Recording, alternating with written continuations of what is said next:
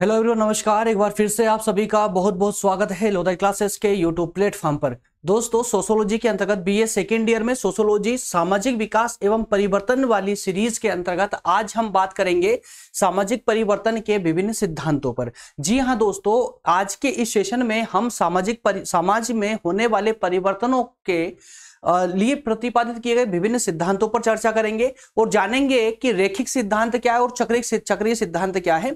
इसके अलावा इनके सिद्धांतों की चर्चा करने के साथ ही साथ में विभिन्न विद्वानों के द्वारा दिए गए मतों के साथ ही साथ में हम इनकी आलोचनाओं पर भी चर्चा करेंगे। इसका अर्थ यह हुआ कि आज के सेशन में हम पूरे विस्तार से इन सिद्धांतों पर चर्चा करने वाले हैं। दोस्तों, एक बात मैं एडिशनली आपको यहां पर एक बताना चाहता हूं। सोशियोलॉजी में जिन दोस्तों का हो सकता है किसी के ये मेजर में आता हो ये वाला पार्ट सामाजिक विकास एवं परिवर्तन वाला, या किसी के माइनर में भी और किसी के इलेक्टिव में भी आ रहा होगा, सभी के लिए समान रूप से है, क्योंकि मैंने जहां पर जो कंटेंट प्रोवाइड कर रहा हूं आप लोगों को इस प्रकार से दे रहा हूं कि अगर आपके माइनर में होगा तो ये भी कवर होगा, इलेक्टिव होगा तो भी कवर होगा और मेजर होगा तो भी ये कवर हो जाएगा। एज इट इज होगा, कोई चेंजेस नहीं है। क्लियर है ना? चलिए, और इसके अलावा एक बात और, कुछ स्टूडेंट्स के 31 तारीख को अर्थात कि कल इसके एग्जाम होने वाले हैं, है ना, इस सब्जेक्ट के सामाजिक विकास एवं परिवर्तन के। इसके अलावा कोई ऐसे स्टूडेंट हो जिनके एग्जाम में अभी समय हो तो मुझे कृपया करके आज ही कमेंट करके मुझे और अभी बता दीजिए, जिससे कि मैं इस सीरीज को आगे कंटिन्यू रख पाऊं। क्योंकि कल दोस्तों के एग्जाम है तो कल एग्जाम के बाद में जो है इसको कंटिन्यू करने का कोई अर्थ नहीं होगा, इसको रोकना पड़ेगा, सीरीज को होल्ड करना होगा। तो अगर आप में से कोई स्टूडेंट ऐसे हैं जिनके अभी एग्जाम नहीं है इस वाले पेपर के, इस सीरीज के, तो उनके लिए मैं कंटिन्यू कर सकता हूं अभी, है ना। और अगर सभी स्टूडेंट वही है जिनका एग्जाम है वही देख रहे हैं तो फिर इसको होल्ड करके और उन सब्जेक्टों पर फोकस करना होगा जिनके अभी एग्जाम आने वाले हैं। क्लियर है? तो मुझे कमेंट करके जरूर और जल्दी बताइएगा अभी, ताकि मैं आगे का प्लान कर सकूं। ठीक है ना? चलिए शुरू करते हैं आज का सेशन को। दोस्तों, आज के सेशन को स्टार्ट करते हैं। फर्स्ट इकाई आज कंप्लीट होगी हमारी, इस सीरीज की फर्स्ट इकाई कंप्लीट हो जाएगी। और पूरी फर्स्ट इकाई ना बहुत इंपॉर्टेंट है आपके एग्जाम के दृष्टिकोण से भी, याद रखिएगा। ठीक है ना? ये यहां पर अपडेट नहीं किया गया है, इसको छोड़िए। हाँ, यहां पर हम मैं ऐसे ही बता देता हूं आप लोगों को। सबसे पहले दोस्तों हम पॉइंट नंबर एक में व्याख्या पर बात करने वाले हैं। व्याख्या पर बात करेंगे कि सिद्धांत क्या होते हैं। 2 नंबर में हम यहां पर बात करेंगे विभिन्न सिद्धांतों के अंतर्गत जो है रैखिक सिद्धांतों पर। ठीक है ना? रैखिक सिद्धांतों पर चर्चा करेंगे। उसके बाद में 3 नंबर में हम देखेंगे रैखिक सिद्धांत की आलोचना को देखने वाले हैं। 4थे नंबर में हम बात करेंगे चक्रीय सिद्धांत की। और 5 नंबर में हम बात करेंगे चक्रीय सिद्धांत की आलोचना की। ठीक है ना? तो ये हमारा सारांश होगा आज के सेशन का। आज के टॉपिक ये इंपॉर्टेंट टॉपिक होंगे, ठीक है, जिस पर हमें आज चर्चा करनी है। आइए शुरू करते हैं 1 बाय 1 करके। ये एक प्रश्न है, सामाजिक परिवर्तन के विभिन्न सिद्धांतों की विवेचना कीजिए। और बिल्कुल इसी प्रकार से एग्जाम में प्रश्न पूछे जाएगा, सिंपल तरीके से, इसमें कोई हेरफेर नहीं होगा। ठीक है ना? आइए स्टार्ट करते हैं सेशन को। एकदम आसान है, सिंपल है, कुछ सिद्धांतों की मात्र हमको चर्चा करनी है। उन सिद्धांतों को समझते हुए आगे बढ़ेंगे। एकदम सिंपल सा टॉपिक है दोस्तों, कोई ज्यादा डिफिकल्टीज नहीं है। बस एक बात ध्यान से सुन लीजिएगा, व्यवहारिक रूप से मैं समझाते हुए आगे बढ़ूंगा। बहुत कम समय लगेगा आज के सेशन में, बहुत ही कम समय, ज्यादा समय नहीं लगने वाला है। ठीक है ना? बस ध्यान से सुनते चलिएगा, कुछ भी नोट डाउन करने की आवश्यकता नहीं है आपको। बस ये सेशन कंप्लीट होने के बाद में डिस्क्रिप्शन से ये पीडीएफ डाउनलोड कर लेना और उससे रिवीजन लगा लेना। आपका ये टॉपिक 10 मिनट में कंप्लीट हो जाएगा। मात्र 10 मिनट में रिवीजन आपका हो जाएगा, कंप्लीट रिवीजन हो जाएगा और सटीक रूप से समझ भी आएगा। बस ध्यान से सुनते चलिएगा। आइए दोस्तों, जैसा कि आप जानते हैं हमने अभी तक की इस सीरीज में बात की है समाज में होने वाले परिवर्तनों की। और चूंकि इस सब्जेक्ट का नाम ही है सामाजिक परिवर्तन एवं विकास, है ना, तो समाज में कुछ परिवर्तन होते हैं, उन परिवर्तनों के आधार पर ही समाज का विकास होता है ना। तो सामाजिक परिवर्तन की अभी तक हमने बात की है। तो इस परिवर्तन कैसे होता है, कौन कौन से कारण उत्तरदायी होते हैं। तो समाज में परिवर्तन भी अलग अलग परिस्थितियों में अलग अलग कारणों से होता होगा। तो उसी आधारों पर ही, जिन आधारों से या जिन कारणों से समाज में परिवर्तन होता है, उन कारणों पर समाजशास्त्रियों ने अपने मत प्रस्तुत किए हैं, अपने विचार प्रस्तुत किए हैं। किसी विद्वान ने कहा कि समाज में जो परिवर्तन होते हैं वो रेखीय आधार पर होते हैं। अब ये रेखीय आधार क्या होता है वो समझाऊंगा अच्छे से आप लोगों को। और कुछ समाजशास्त्रियों ने कहा कि ये चक्रीय आधार पर होते हैं। है ना। तो अलग अलग समाजशास्त्रियों ने अपने अलग अलग विचार व्यक्त किए हैं और जो उन्होंने विचार दिए हैं उन्हीं विचारों को हम यहां पर सिद्धांत के रूप में प्रस्तुत कर रहे हैं। क्लियर है दोस्तों, इतनी बात मात्र आपको व्याख्या के अंतर्गत बतानी है।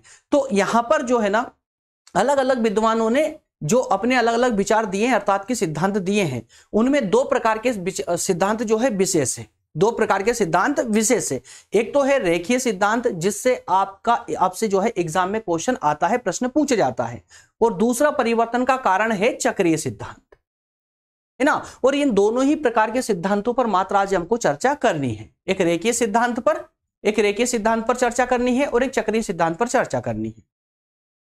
समझ पा रहे हैं ना आप लोग, ठीक है ना। तो आइए एक एक करके इन सिद्धांतों पर बात करना प्रारंभ करते हैं। बहुत सिंपल है, मैंने क्या कहा, एकदम आसान है, बस सुनते चलिएगा। देखिए रेखीय सिद्धांत का मतलब एकदम व्यवहारिक रूप से अगर मैं आपको बताऊं ना तो इसका मतलब ये, पहले सुन लीजिए, देखिए दोनों पक्ष समझिए। मैं यहां पर व्यवहारिक रूप से भी समझाऊंगा जिससे कि आपके मस्तिष्क में ये प्रवेश कर जाएगा और अच्छे से आपको समझ आ जाएगा।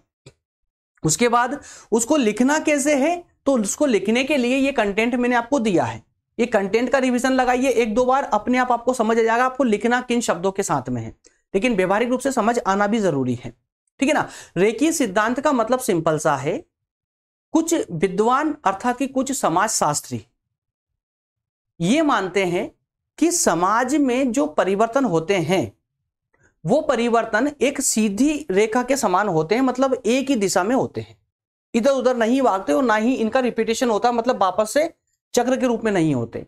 इसे समझिए इनको।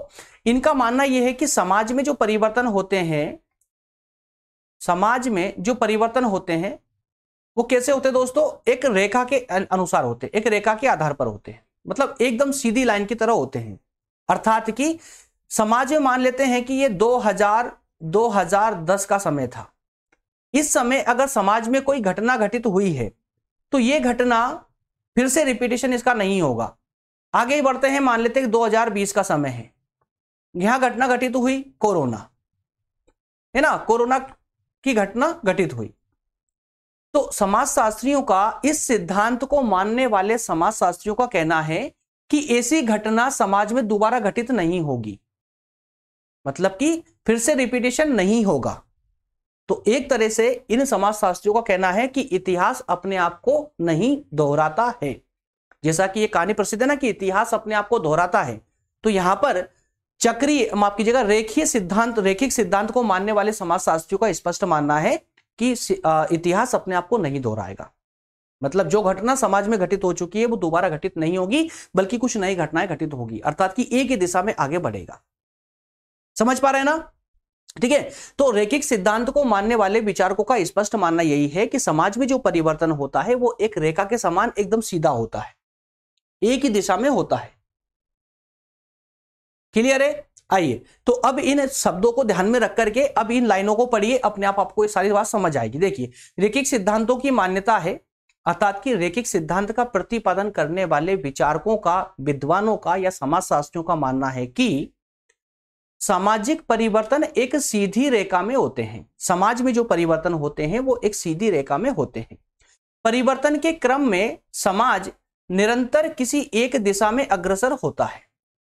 तो एक सीधी रेखा में जो परिवर्तन होते हैं उन परिवर्तनों के अनुसार या आधार पर समाज में जो विकास होता है या समाज में जो भी परिवर्तन होता है वो एक ही दिशा में अग्रसर होता है, अर्थात कि आगे बढ़ता चला जाता है, वापस ना पीछे आता है ना दाएं बाएं मुड़ता है, बल्कि सीधा एक ही दिशा में आगे बढ़ता है ना। ये देखिए लिखा होगा कि समय का पुनरावर्तन नहीं होता, समय का पुनरावर्तन नहीं होता, मतलब कि कोई भी घटना दोबारा समाज में घटित नहीं होती, ठीक है ना। तो रेखीय परिवर्तन के सिद्धांत 3 प्रकार के माने जाते हैं। अब यहां पर कुछ दोस्त ऐसे हैं जिनको थोड़ा कम रुचि रहती है इन सब्जेक्टों में, क्योंकि हो सकता है दूसरी फील्ड से आए हो, तो उनका ये सब मत हो सकता है, मानना हो सकता है कि वो अपने विचार इसमें इंक्लूड कर दे कि नहीं, ऐसा तो जरूरी नहीं है कि समाज में कोई घटना उस समय घटित हुई थी फिर से हो गई है, मतलब समाज में बहुत रिपीटेशन हो रहा है।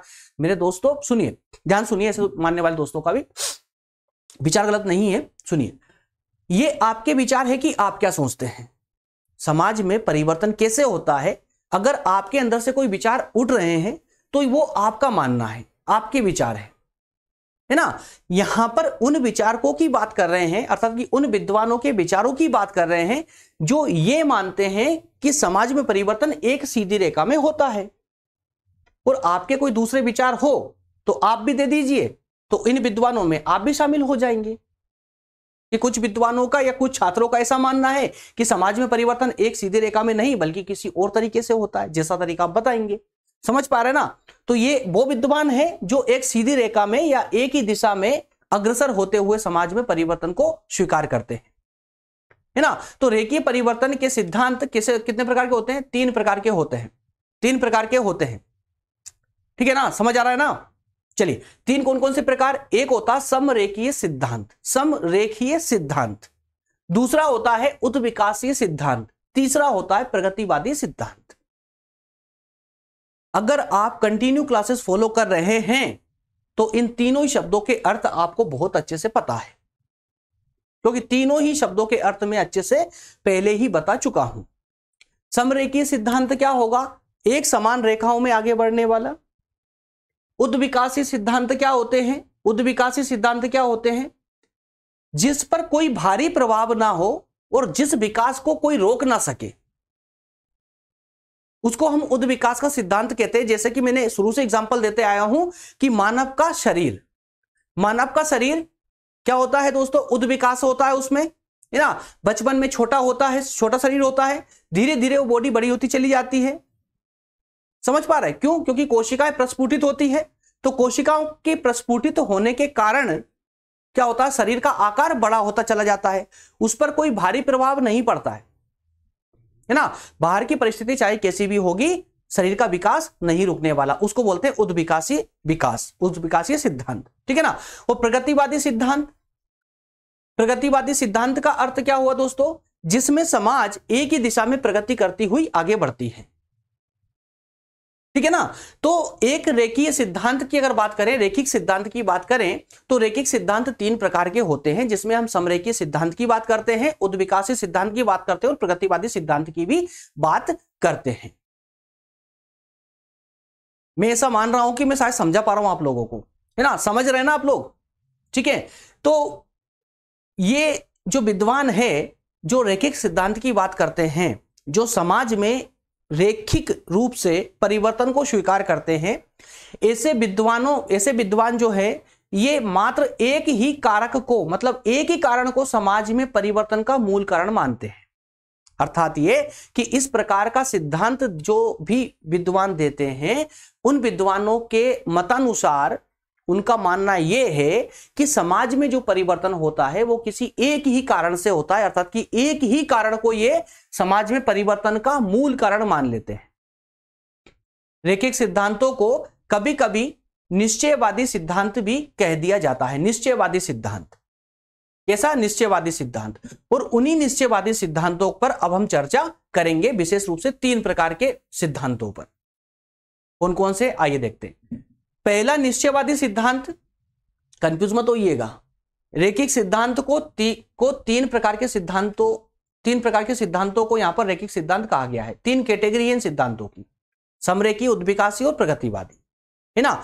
और इन्हीं सिद्धांतों को जो है निश्चयवादी सिद्धांत भी कहते हैं, या फिर रेखिक सिद्धांत भी कह सकते हो, कोई प्रॉब्लम नहीं है। निश्चयवादी शब्द अगर याद नहीं आए ना तो रेखिक, इस प्रकार के निश्चयवादी सिद्धांत भी कह सकते हो। लेकिन ये जो है ना, ये कैटेगरी है, कौन सी? समरेखीय, उद्विकास और प्रगतिवादी सिद्धांत। ये कैटेगरी इन सिद्धांतों की कि इतने इस कैटेगरी के होते हैं, ठीक है ना। तो ये जो सिद्धांत है दोस्तों, भौगोलिक निश्चयवाद भी होते हैं, इसके अलावा जैविक निश्चयवाद भी होते हैं, और सांस्कृतिक प्रसार का सिद्धांत, मतलब सांस्कृतिक सिद्धांत भी होते हैं। तो कहने का अर्थ यह है कि समाज में कैसे कैसे परिवर्तन होता है एक दिशा में, वो ये 3 प्रकार के सिद्धांत समझाएंगे आपको। ये 3 प्रकार के सिद्धांत बताने वाले हैं कैसे होते, जरा आइए समझिए। तीनों प्रकार के सिद्धांतों की अलग अलग धारणा है, जरा समझते चलिएगा। एकदम आसान है, कुछ भी डिफिकल्ट नहीं है इसमें समझने में, ऐसा कुछ भी नहीं है कि समझ नहीं आए, एकदम आसान है। देखिए, भौगोलिक निश्चयवाद का कहना है, भौगोलिक निश्चयवाद को मानने वाले या भौगोलिक निश्चयवाद सिद्धांत का प्रतिपादन करने वाले विद्वानों का मानना है कि इस सिद्धांत के प्रतिपादकों ने प्रकृति के प्रभावों, ध्यान दीजिएगा, प्रकृति के प्रभावों को सामाजिक संगठन, सामाजिक या कहे कि मानवीय संबंधों या उनकी प्रतिक्रियाओं के लिए निर्णायक माना है। ध्यान दीजिएगा, भौगोलिक निश्चयवाद का सिद्धांत प्रतिपादन करने वाले विद्वानों का मानना है कि प्रकृति के जो घटक होते हैं या प्रकृति का जो प्रभाव होता है ना, वो प्रकृति के प्रभावों के कारण ही समाज के संगठन में या समाज में रहने वाले व्यक्तियों के संबंधों में या उनकी क्रियाओं में परिवर्तन होता है। किसके कारण? प्रकृति के प्रभावों के कारण। फिर से समझा रहा हूं और आसान शब्दों में कि समाज में जो भी परिवर्तन होता है उस परिवर्तन का मूल कारण प्रकृति होती है। प्रकृति होती है। कैसे होती है? हटिंगटन साहब ने समझाया इसको, इस कारण को कैसे होती है इसको हटिंगटन ने समझाया है। क्या कहा उन्होंने? देखिए कि सभ्यता, कोई भी सभ्यता हो समाज की, उस सभ्यता के उत्थान और पतन में जलवायु एकमात्र कारण होती है। जैसे क्या कहा उन्होंने कि कोई भी सभ्यता हो, सभ्यता का उत्थान हो या उसका पतन हो, सभ्यता की शुरुआत हो या उसका अंत हो, दोनों ही के ही पीछे जलवायु एकमात्र कारण होती है। जलवायु, देखिए, उत्तम जलवायु होगी तो क्या होगा? व्यक्तियों की कार्य क्षमता, स्वास्थ्य और मानसिक क्षमता बढ़ जाएगी, है ना। और जलवायु अगर उत्तम नहीं होगी तो क्या होगा दोस्तों? उस सभ्यता का अंत होना प्रारंभ हो जाएगा। समझ पा रहे हैं आप लोग? ठीक है ना। अतः सामाजिक परिवर्तनों को प्राकृतिक दशाओं से अलग करके नहीं समझा जा सकता। क्या कहा जा रहा है? सामाजिक परिवर्तन को प्राकृतिक दशाओं से अलग करके नहीं जा सकता। अर्थात ये कि सामाजिक परिवर्तन को प्रकृति के साथ ही समझ सकते हैं, ये इस सिद्धांत का कहना है। परिवार, जैसे देखिए ध्यान दीजिएगा, परिवार या विवाह के स्वरूप, जैसे परिवार का स्वरूप, संपत्ति का विभाजन, युद्ध, सभ्यता का विकास या सभ्यता का विनाश, ये सब क्या होता है दोस्तों? किस पर आधारित होती है? प्रकृति के कारण ही होता है या प्रकृति के आधार पर ही होता है ना। अतः परिवर्तन एक रेखिक होता है, परिवर्तन रेखिक होते हैं। फिर से इस सिद्धांत को और आसान शब्दों में समझिए। देखिए, भौगोलिक निश्चयवाद सिद्धांत को मानने वाले विद्वानों का ऐसा मानना है या उनका ऐसा कहना है कि समाज में जो परिवर्तन होते हैं वो परिवर्तन प्रकृति के कारण होते हैं। किसके कारण? प्रकृति के कारण। और प्रकृति में कभी भी रिपीटेशन नहीं होता, किसी भी घटना का रिपीटेशन नहीं होता। आगे हटिंगटन ने परिभाषा भी दी थी और हटिंगटन का कहना है कि चाहे सभ्यता कोई सी भी हो, सभ्यता अर्थात कि मानव सभ्यता, है ना, तो मानव सभ्यता कोई सी भी हो, उसके उत्थान और उसके पतन दोनों के ही पीछे जो है ना प्राकृतिक कारण मौजूद होते हैं।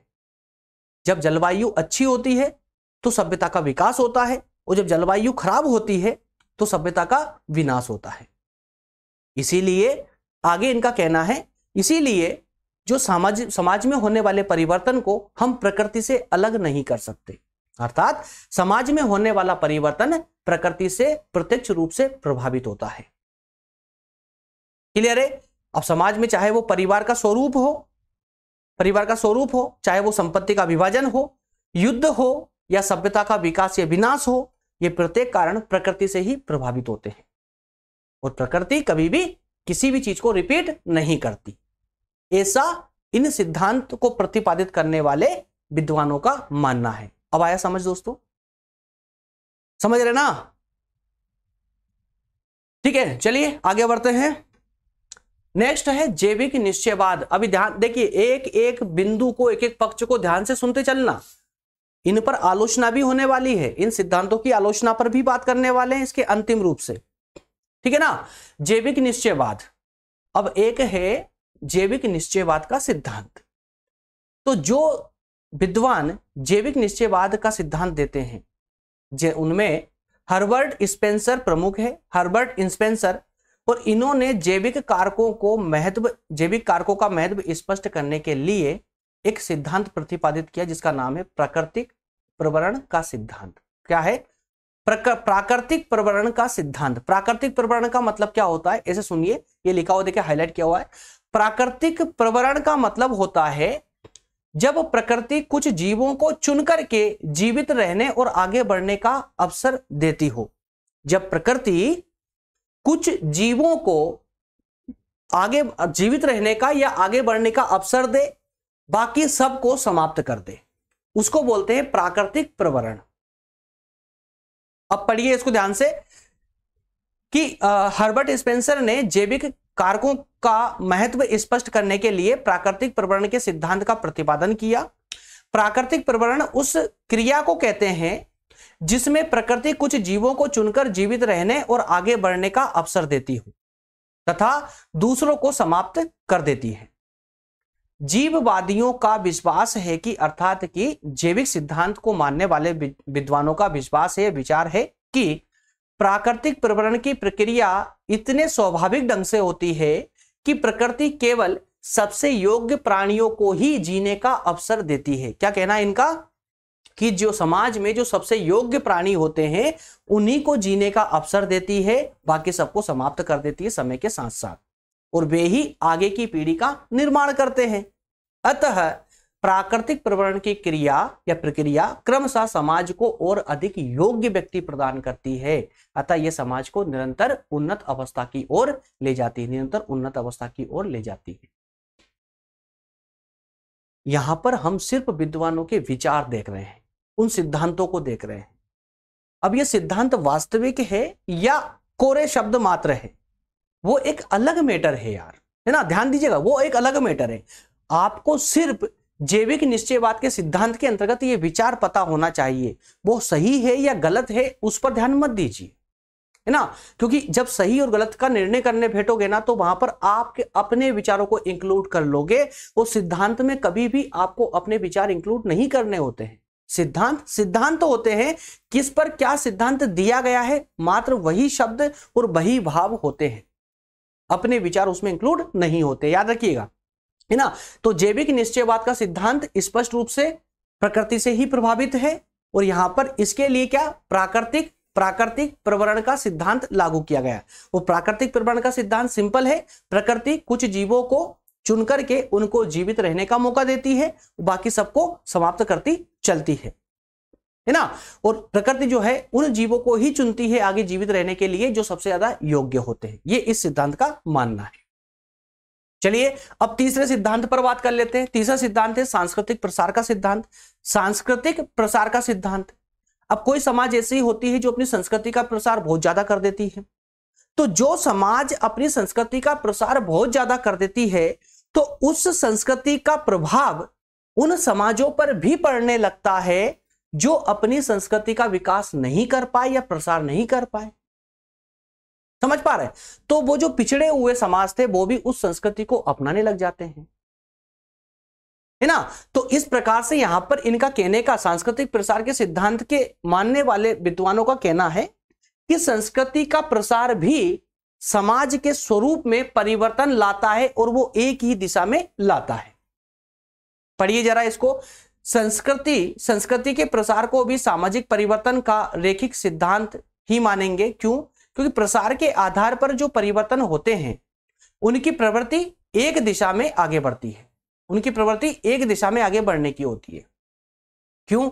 क्योंकि इस प्रकार के मतावलंबियों का, अर्थात कि इस प्रकार के विद्वानों का मानना है कि सामाजिक विकास में कुछ समूहों पर सांस्कृतिक प्रभुत्व देखने को मिलता है, कुछ समूहों पर सांस्कृतिक प्रभुत्व देखने को मिलता है, अर्थात कि उन समूहों पर जो अपनी संस्कृति का विकास नहीं कर पाए उस पर किसी दूसरी संस्कृति का प्रभाव देखने को मिलता है ना। जो समूह अपनी संस्कृति अधिक विकसित कर लेता है, जो समूह अपनी संस्कृति अधिक विकसित कर लेता है वह संस्कृति के तत्वों को अन्य समूहों पर पहुंचाता है, अन्य समूहों तक पहुंचाता है। इस प्रक्रिया में दूसरे समूहों के सामाजिक संगठन, उनकी कार्यपद्धति, उनकी संस्थाओं के स्वरूप आदि प्रभावित होते हैं। किसके कारण? अन्य संस्कृति के कारण। आई बात समझ? ठीक है, चलिए अब कुछ बिंदु हम देखते हैं इसकी आलोचना के। अब आलोचना में हमें इन तीनों सिद्धांत को एक साथ आलोचनाओं के अंतर्गत लेकर आना है। याद रखिएगा आलोचना कैसे करनी है। देखिए पहला बिंदु है इसका कि इन सिद्धांतों का जो सिद्धांत दिए गए हैं, अभी निश्चयवाद के सिद्धांत जो दिए गए हैं, उन सिद्धांतों की सबसे बड़ी जो आलोचना है, अर्थात सबसे बड़ा जो दोष है वो ये है कि ये निश्चयवादी है। कैसे है? निश्चयवादी है। सबसे पहला दोष तो इनका यही है। ये दोष किसने निकाले? मैंने नहीं निकाले, दूसरी धारा वाले विद्वानों ने निकाले, जो समाज में परिवर्तन एक दिशा में नहीं मानते, चक्रीय मानते हैं। जो विद्वान ये मानते हैं कि इतिहास अपने आप को दोहराता है, उन विद्वानों ने इस रैखिक सिद्धांत की आलोचना की है और इस सिद्धांत की आलोचना करके और अपना सिद्धांत प्रस्तुत कर दिया। कौन सा? चक्रीय सिद्धांत, जो हम आगे पढ़ने वाले हैं, है ना। तो इन सिद्धांतों का सबसे बड़ा दोष निश्चयवादी धारणा माना गया है, अर्थात सामाजिक परिवर्तन की व्याख्या एकमात्र कारक के प्रभाव से करना चाहते हैं। जो ये विद्वान है, जो ये कहते हैं ना कि समाज में परिवर्तन एकमात्र कारक से हो जाता है, एकमात्र कारण से हो जाता है समाज में परिवर्तन, है ना। तो ये क्या निश्चयवादी है? जबकि ऐसा करने में अन्य सभी कारक छूट जाते हैं। जब कोई विद्वान ये बोलता है, जब कोई विचारक के समाजशास्त्री जब ये बोलता है कि समाज में परिवर्तन किसी एक कारक से हो जाता है, तब अन्य कारक छूट जाते हैं, अन्य कारकों की उपेक्षा हो जाती है, जो कि सही नहीं है। पहली आलोचना। दूसरी आलोचना, विज्ञान और प्रौद्योगिकी के युग में यह मानना कि प्राकृतिक दशाएं समाज में व्यक्तियों के संबंधों और समस्त मानव व्यवहार को निर्धारित करती है, अपने आप में ही गलत है। क्यों? क्योंकि आज का युग विज्ञान और प्रौद्योगिकी का युग है, साइंस एंड टेक्नोलॉजी का युग है। इसलिए पूरी तरह से यह मान लेना कि समाज की व्यवस्थाएं प्रकृति निर्धारित करती है, ना कि स्वयं व्यक्ति या समाज। तो एक आलोचना यह हो जाती है ना। तीसरी आलोचना यह है कि यह भी विश्वास नहीं किया जा सकता कि समाज में परिवर्तन निरंतर एक ही दिशा में होते हैं, है ना, कि समाज में जो परिवर्तन होते हैं वो एक ही दिशा में होते हैं, यह भी विश्वास योग्य नहीं है। यह संभव है कि परिवर्तन उतार चढ़ाव के रूप में भी हो सकते हैं, घुमावदार भी हो सकते हैं, कंप्लीट चक्र के रूप में हो सकते हैं या अर्ध चक्र के रूप में भी हो सकते हैं। जरूरी नहीं है कि एक रेखा के रूप में ही हो। ये इनकी प्रमुख आलोचनाएं थी। ठीक है। जैविक निश्चयवाद। जैविक निश्चयवाद का सिद्धांत, सामाजिक परिवर्तन की व्याख्या अत्यधिक अस्पष्ट और अवैज्ञानिक है।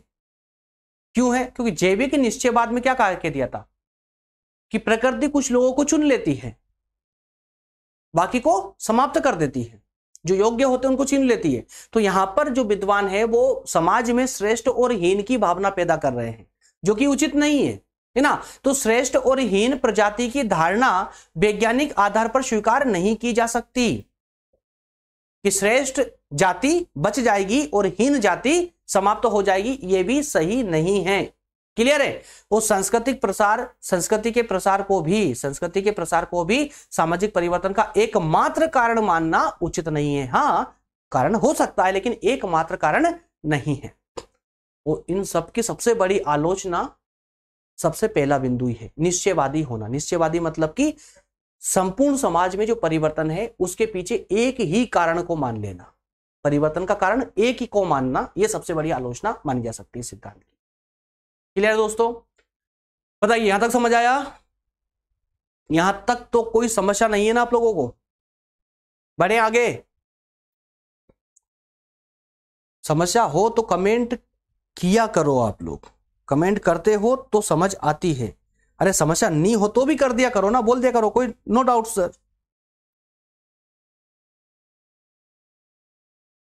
फिर आगे बढ़े। चलिए आगे बढ़ते हैं। आगे बात करेंगे हम सामाजिक परिवर्तन के चक्रीय सिद्धांत पर। सामाजिक परिवर्तन के चक्रीय सिद्धांत पर। क्लासेस वैसे भी आज बहुत लेट हो रही है दोस्तों, काफी लेट चल रही क्लास आज, है ना। टाइमिंग तो इसका 6 बजे का इवनिंग का, लेकिन आज देखो कितना टाइम हो गया, चलने दो यार। ठीक है, आप लोग पढ़िए बस।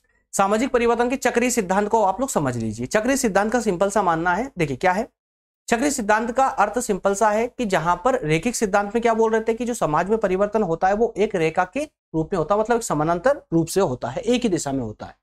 लेकिन यहाँ चक्रीय सिद्धांत को मानने वाले विद्वानों का कहना है कि समाज में जो परिवर्तन होता है वो एक चक्र के रूप में होता है, एक चक्र के रूप में होता है, एक चक्र के रूप में होता है।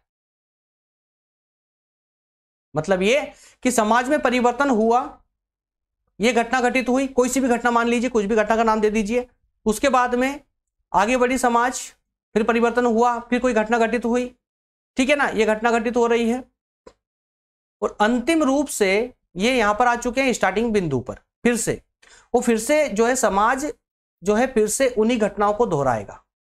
इसीलिए कहा गया है कि इन सिद्धांतों को मतलब चक्रीय सिद्धांत को मानने वाले विद्वानों का मानना है कि इतिहास अपने आप को दोहराता है, इतिहास अपने आप को दोहराता है। इसीलिए समाज का परिवर्तन भी अपने आप को दोहराता है। समाज में जो घटनाएं होती है वो फिर से रिपीट होती है, समझ रहे, समय का अर्थात कि उन परिस्थितियों का रिपीटेशन होता है। आई बात समझ, सिंपल एकदम। अब थोड़ा स्पीड से बढ़ूंगा, काफी टाइम ले लिया मैंने आप लोगों का ना। चक्रीय सिद्धांत का अभिप्राय है कि वही घटनाएं कुछ अंतराल कुछ समय के बाद फिर से घटित होती है समाज में। सामान्य रूप से हम यह कह सकते हैं कि इतिहास अपने आप को दोहराता है। चक्रीय सिद्धांत के अनुसार घटनाएं एक निश्चित क्रम में होती है और फिर इसी प्रकार से अपने आप को दोहराती है। पहले जन्म होता है, जैसे देखिए पहले जन्म होता है, फिर शिशु अवस्था आती है, उसके बाद किशोरावस्था आती है, वृद्धावस्था आती है, वृद्धावस्था में इंसान निकल लेता है ना, मृत्यु अवस्था आती है, निकल लेता है, फिर से जन्म होता है, फिर से क्या होगा, फिर से जन्म होगा मृत्यु के बाद में, फिर से शिशु अवस्था आएगी, किशोरावस्था, वृद्धावस्था, फिर निपट लेगा, फिर वापस से जन्म ले लेगा, है ना। ये क्रम चलता रहता है, निरंतर रूप से चलता रहता है। और प्रकृति में बात करें तो प्रकृति में भी दोस्तों क्या होता है, सुबह होती है, दोपहर आता है, शाम होती है, रात्रि आ जाती है, फिर सुबह हो जाती है, ये रिपीटेशन चलता है ना। और ऋतुओं में भी देख लीजिए आप, गर्मी आती है, बरसात आती है, विभिन्न प्रकार के मौसम परिवर्तित होते हैं ना, क्रम चलता रहता है। और इस पर जिन विद्वानों ने सिद्धांत दिए हैं उनमें प्रमुख है पेरेटो, टायनबी और सोरोकिन। तीनों के सिद्धांतों पर हम चर्चा कर लेते हैं, तीनों ने क्या क्या कहा है। सबसे पहले सोरोकिन के विचारों की बात कर लेते हैं। सोरोकिन ने चक्रीय सिद्धांत को प्रतिपादित करते हुए कहा है, सुनिए ध्यान से। सोरोकिन ने संस्कृति में उतार चढ़ाव के आधार पर अपने सिद्धांत का प्रतिपादन किया है। संस्कृति में उतार चढ़ाव के आधार पर उनके अनुसार संस्कृति की तीन अवस्थाएं होती है। किसकी? संस्कृति की तीन अवस्थाएं होती है। एक अवस्था होती है चेतनात्मक अवस्था। जब लोगों में चेतना जागृत होती है, जब लोग थोड़ा बहुत समझने लगते हैं, तो उनमें एक संस्कृति अपने आप क्या होती है, जागृत होती है। तो संस्कृति की जो सबसे प्रारंभिक अवस्था होती है ना लोगों में, उसको यहां पर चेतनात्मक संस्कृति कहा गया है, प्रथम अवस्था को। उसके बाद में लोगों में थोड़ी समझ बढ़ती है, लोग अच्छे से रहना सीखते हैं, तो उनमें भावनाएं उत्पन्न होती है, उसमें भावना उत्पन्न होती है, उसको कहते हैं भावनात्मक संस्कृति। और जब संस्कृति फिर अच्छे स्तर पर आ जाती है, प्रत्येक व्यक्ति सोचने समझने के लिए सक्षम हो जाता है, वो संस्कृति काफी विकसित हो जाती है, विकास करने लगती है, तो वो संस्कृति अपना आदर्श रूप प्राप्त कर लेती है और उसी को हम कहते हैं आदर्शात्मक संस्कृति। ध्यान दीजिएगा, ये संस्कृति, ठीक है ना। प्रारंभ कहां से हुई है? प्रारंभ कहां से हुई दोस्तों? चेतना अवस्था से प्रारंभ होती है, चेतना अवस्था से प्रारंभ हुई, उसके बाद में भावनात्मक अवस्था तक आई और भावनात्मक अवस्था आने के बाद में आदर्शात्मक अवस्था में आ गई। क्लियर है? तो ये उतार चढ़ाव, आई बात समझ।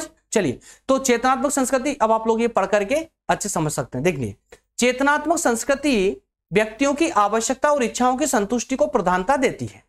जब प्रारंभिक अवस्था होती है संस्कृति की, तो उस संस्कृति क्या करती है, वो संस्कृति व्यक्ति की जो प्रारंभिक आवश्यकताएं होती है ना, जो इच्छाएं होती है, उन इच्छाओं को पूरा करती है। अगर कोई संस्कृति मनुष्य की इच्छाओं को पूरा नहीं करेगी तो उन आदतों को व्यक्ति क्यों अपनाएगा?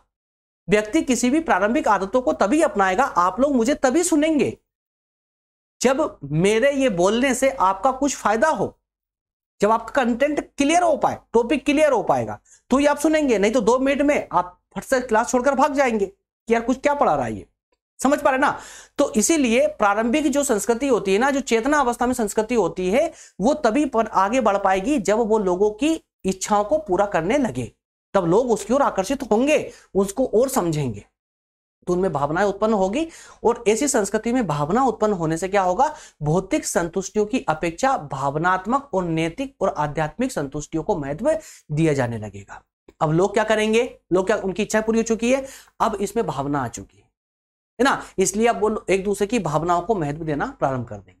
इसके बाद अब ये आदर्श रूप धारण कर लेती है, और आदर्श रूप धारण में क्या होता है दोस्तों, इस प्रकार की संस्कृति में लोगों की भौतिक आवश्यकताएं, ये भौतिक आवश्यकताएं भी पूरी होती है और भावनात्मक आवश्यकताएं भी पूरी होती है, अर्थात कि ये इन दोनों का मिश्रित रूप है, इन दोनों का मिश्रित रूप है। क्लियर है? तो इन्हीं तीनों अवस्थाओं में उतार चढ़ाव होता रहता है, इससे सामाजिक परिवर्तन आता रहता है, समाज में परिवर्तन आता रहता है। क्लियर है? ये कहना है सोरोकिन साहब का। आगे बात करते हैं, टायनबी का कहना देख लेते हैं। टायनबी का सिद्धांत क्या बोलता है? टायनबी जो है इस सिद्धांत को चक्रीय इस आधार पर कहते हैं कि इसकी मान्यता है, अर्थात कि टायनबी का मानना है कि समाज में अच्छाइयों के बाद बुराइयां आती है और बुराइयों के बाद अच्छाइयां आती है। समाज में अच्छाइयां, फिर बुराइयां, फिर अच्छाइयां, ये क्रम चलता रहता है और इस सिद्धांत को घुमावदार सीढ़ी भी कहा जाता है। तो पूछा जा सकता है वस्तुनिष्ठ प्रश्नोत्तरों में कि घुमावदार सीढ़ी निम्न में से किस विद्वान के सिद्धांत को कहा जाता है? तो टायनबी के सिद्धांत को कहा जाता है। क्लियर है? चूंकि इसे ऊपर की ओर जाते हैं, इससे किससे? घुमावदार सीढ़ी से। घुमावदार सीढ़ी मतलब समझ रहे ना? घुमावदार सीढ़ी मतलब कि ये वाली सीढ़ी, यहां दिखाता हूं मैं। घुमावदार सीढ़ी मतलब कि ये वाली सीढ़ी, ये घुमावदार सीढ़ी है। और ऐसी घुमावदार सीढ़ी कहां पर पाई जाती है? उल्टी बना दिया मैंने, एक्चुअल में इसको उल्टा कर दिया। घुमावदार सीढ़ी कुछ इस प्रकार की ना, इस प्रकार की होती है। कहां पर पाई जाती है घुमावदार सीढ़ी? पर्वतों पर पाई जाती है, पर्वतों पर पाई जाती है। जो पर्वत ऐसे होते हैं ना, सीधे पर्वत होते हैं, तो वहां पर चढ़ने के लिए एकदम ऐसे नहीं चढ़ा जाता पर्वतों पे, बल्कि ऐसे घुमावदार सीढ़ी के माध्यम से चढ़ा जाता है ताकि व्यक्ति आसानी से चढ़ सके। समझ पा रहे ना? है ना? तो इसीलिए कहा गया, देखिए कि इस घुमावदार सीढ़ी, इससे क्या होता है, ऊपर की ओर जाते हैं, इसलिए इसकी तुलना पहाड़ की चोटी से की जाती है। पहाड़ की चोटी से की जाती है। जैसे पहाड़ पर चढ़ने में घुमाव आते हैं, वक्र होते हैं, जैसे हमने अभी देखा ना, गोल गोल, क्या बोलते हैं उसको? वक्र बोलते हैं ना, वक्र होते हैं। उसी स्थान पर हम होते, उसी स्थान पर, लेकिन उस स्थान से कुछ ऊंचे होते हैं, कुछ ऊंचाई पर होते हैं। क्लियर है? तीसरा जो है वो है पेरेटो का सिद्धांत। तो पेरेटो का कहना है कि सामाजिक परिवर्तन को समाज की वर्ग व्यवस्था में होने वाले परिवर्तन के आधार पर इन्होंने समझाया है। समाज में होने वाला परिवर्तन, इन्होंने समाज में जो वर्ग व्यवस्था है, उस वर्ग व्यवस्था में जैसे जैसे परिवर्तन होगा वैसे वैसे समाज में परिवर्तन होगा, ये कहा है पेरेटो ने। आगे देखिए क्या कहा इन्होंने कहा है कि प्रत्येक समाज में संस्तरण होता है। संस्तरण होता है मतलब स्तर होते हैं, स्तर होते हैं ना। उच्च वर्गों को अभिजात वर्ग कहा जाता है। जो समाज में उच्च वर्ग होते हैं उसको अभिजात वर्ग कहा जाता है, और एक नीचे वाले निम्न वर्ग कहा जाता है। तो उच्च वर्ग अर्थात अभिजात वर्ग और निम्न वर्ग स्थिर नहीं होते हैं, स्थिर नहीं होते, इनमें परिवर्तन होता रहता है। निम्न वर्ग के लोग उच्च वर्ग में आते रहते हैं और उच्च वर्ग के लोग निम्न वर्ग में जाते रहते हैं, है ना? क्योंकि इनमें चक्रीय गति से परिवर्तन होता है। कुछ व्यक्ति निम्न वर्ग से उच्च वर्ग और उच्च वर्ग से अधोगामी होकर डिक्रीज होकर के और निम्न वर्ग में पहुंच जाते हैं। इसे पेरेटो ने अभिजात वर्ग का परिभ्रमण कहा है। क्या कहा है? अभिजात वर्ग का परिभ्रमण। चलिए इन सिद्धांतों की भी आलोचना देख लेते हैं जरा, क्या आलोचना की गई है। यह सिद्धांत काल्पनिक और दार्शनिक ज्यादा है, वैज्ञानिक कम है, पहली आलोचना। दूसरी आलोचना, चक्रीय सिद्धांत प्रायः ऐसी मान्यताओं पर आधारित होते हैं जिनकी वैज्ञानिक व्याख्या नहीं की जा सकती, वैज्ञानिक व्याख्या नहीं की जा सकती। जैसे स्वाभाविक परिवर्तन का सिद्धांत, व्यक्तियों के स्वभाव में परिवर्तन का सिद्धांत, है ना, सीमाओं का सिद्धांत, और ये सिद्धांत क्या संदेहास्पद है, मतलब इनमें संदेह बना रहता है, इसलिए इनकी वैज्ञानिक व्याख्या नहीं की जा सकती। तीसरी आलोचना है, इन सिद्धांतों के प्रतिपादकों ने ऐतिहासिक तथ्यों का अपनी सुविधा अनुसार चयन कर लिया है। तो संभवतः ये तीसरी आलोचना तो प्रत्येक सिद्धांत में पाई जाती है, प्रत्येक सिद्धांत में, क्योंकि जो भी सिद्धांत का प्रतिपादन करता है वो अपनी सुविधा के अनुसार तथ्यों को ले लेता है ना, उन्हें तोड़ा मरोड़ा जाता है सिद्धांत देने वाले के द्वारा। क्लियर है? अतः चक्रीय सिद्धांत ऐतिहासिक आधार पर कुछ तथ्यों की पुनरावृत्ति पर आवश्यकता से ज्यादा जोर देते हैं। मतलब कहते हैं कि निश्चित रूप से घटनाएं रिपीट होती ही होती है, और ये आवश्यकता से ज्यादा जोर हो गया इस पर, है ना। पेरेटो ने लिखा भी है, पेरेटो ने क्या लिखा देखिए, कि जितना यह सत्य है कि इतिहास में पुनरावृत्ति होती है, उतना ही यह भी सत्य है कि इतिहास में पुनरावृत्ति नहीं होती। क्या कहा पेरेटो ने? क्या कहा कि जितनी ये बात सही है कि इतिहास अपने आप को दोहराता है, उतनी ही यह बात भी सत्य है कि इतिहास अपने आप को नहीं दोहराता। इसका मतलब क्या हुआ? इसका मतलब यह हुआ कि आप विश्वास करें या ना करें, चाहे आप हां करें चाहे आप ना करें, बात वही है। आई बात समझ? चलिए, अंततः सामाजिक परिवर्तन का रैखिक सिद्धांत इस बात पर बल देता है, रैखिक सिद्धांत, अंततः सामाजिक परिवर्तन का जो रैखिक सिद्धांत है वो इस बात पर बल देता है कि इतिहास अपने आप को कभी नहीं दोहराता। वहीं चक्रीय सिद्धांत इसके विपरीत है और इस बात पर बल देता है कि इतिहास अपने आप को दोहराता है। अनेक विद्वान मतलब कि अब इनके बाद वाले जो विद्वान है उनकी बड़ी उलझी हुई अवस्था हो गई है। वो किसको सपोर्ट करे, रैखिक सिद्धांत वालों को या फिर चक्रीय सिद्धांत वालों को? क्योंकि दोनों ही सिद्धांत एक दूसरे के अपोजिट है, विपरीत है, दोनों में तालमेल नहीं बिठाया जा सकता। तो आने वाले विद्वानों के सामने बड़ी चुनौती मिल गई है कि अब बस वो इसी कार्य में लग गए हैं कि दोनों में तालमेल बिठाने के कार्य में लग गए हैं, दोनों को समन्वय करने के कार्य में लग गए हैं, है ना। तो आने वाले जो समाजशास्त्री है, जो उसके इनके बाद जो समाजशास्त्री आए और वर्तमान तक अभी वो यही कार्य कर रहे हैं कि दोनों में कैसे तालमेल बिठाए और तीसरी कैटेगरी का कौन सा सिद्धांत दे जिससे कि दोनों की समस्याएं सुलझ जाए। क्लियर है? इसी के साथ में दोस्तों हमारा आज का सेशन होता है कंप्लीट। नेक्स्ट सेशन अगर आप कमेंट करेंगे तो, अन्यथा आज से ही क्लास को होल्ड किया जाता है क्योंकि कल एग्जाम है बच्चों के, और अगर आपके एग्जाम लेट है, बाद में है, तो मैं सेशन को कंटिन्यू करूंगा, मैं आप लोगों के लिए लेकर आता हूं। मान लो कि आपका एग्जाम हो गया, आप नहीं देखोगे तो मैं क्यों अकेला यहां बड़बड़ करता रहूंगा यार, क्यों आऊंगा अकेला, है ना। तो मुझे भी तो चाहिए ना कि स्टूडेंट मुझे देखे, मेरे सेशन से कुछ फायदा हो आप लोगों को, आप लोग देखेंगे, आप लोग रुचि लेंगे तो मैं आऊंगा यहां पर। तो जल्दी से कमेंट करके मुझे बता दीजिए फटाफट कि आपका एग्जाम कब है। अगर कल नहीं है जल्दी से बताइए ताकि मैं सेशन को कंटिन्यू रखूं, ताकि पीपीटी बनाने वालों को स्पष्ट बोल दूं, भैया पीपीटी काम कंटिन्यू रखिए, बनाते रहिए, बंद मत कीजिए, अन्यथा वो भी बंद करने वाले आज से इस टॉपिक पर, मतलब कि इस सब्जेक्ट पर पीपीटी बनाने का काम वो बंद कर देंगे, फिर मैं सेशन नहीं ले पाऊंगा। तो जल्दी से कमेंट करके बताइएगा, मुझे कंटिन्यू रखना है तो बताइए फटाफट, मैं इसको कंटिन्यू कर दूंगा। चलिए, नेक्स्ट सेशन अगर होगा तो वो होगा संस्कृतिकरण और पश्चिमीकरण पर। यूनिट सेकंड में अब हम चर्चा करेंगे, है ना। यूनिट फर्स्ट कंप्लीट हो चुकी है आज के सेशन से ही। क्लियर दोस्तों? चलिए, जो भी नए स्टूडेंट हैं वो व्हाट्सएप ग्रुप पे ज्वाइन कर सकते हैं, डिस्क्रिप्शन में लिंक है उसकी, और टेलीग्राम ग्रुप की भी लिंक दे दी गई है, दोनों को ज्वाइन कर करके और आप निःशुल्क शिक्षा प्रोग्राम का लाभ ले सकते हैं। निःशुल्क शिक्षा प्रोग्राम का लाभ आप आसानी से ले सकते हैं, कोई प्रॉब्लम नहीं है, निरंतर रूप से आप हमारे साथ स्टडी कर सकते हैं। मिलेंगे अगले सेशन दोस्तों, तब तक आप सभी का बहुत बहुत धन्यवाद। Thank you so much.